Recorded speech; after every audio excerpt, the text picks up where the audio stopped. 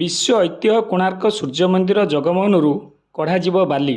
दीर्घ 120 वर्ष पर यह बाली कढ़ा नहीं देश विदेशर पर्यटक अंचल बासिंदा मध्य भरी रही उत्कंठा।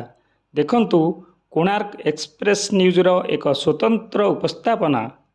ओडिशार कला और भास्कर्यर सूक्ष्म कारुकार्यपूर्ण कोणार्क सूर्य मंदिर विश्व विस्मय।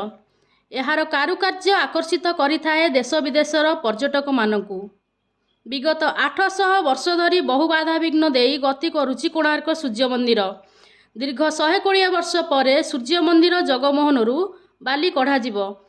1903 मसीहारू जगमोहन रे बाली भर्ती करी ब्रिटिश माने द्वार को बंद कर देइथिले। सेबेठारू जगमोहन द्वार बंद रही। गत सेप्टेम्बर मासरू बाली बाहरिबा नहीं एएसआई आरंभ करिछि प्रक्रिया। उन्नत ज्ञान कौशल प्रयोग करा जाई एक स्वतंत्र लिफ्ट माध्यम मंदिर चूड़ारू गर्भगृह रे रहितिबा बाली को सुरक्षित भाव में बाहर करा जिवो। मंदिरर उत्तर और पश्चिम कोण रे बसा जाइछि लुहा बीम। एही लुहा बीम टी लिफ्ट पाई कार्य करिवो।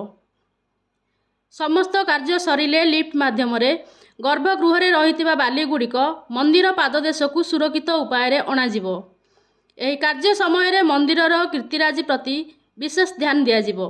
एथिपाई प्राय 3 वर्ष लागिजिवो बोली एएसआई विभाग कहिछि। बाली निष्कासन सरिले देश विदेशर पर्यटक मानक पई खोली दियाजिवो जगमोहन द्वार।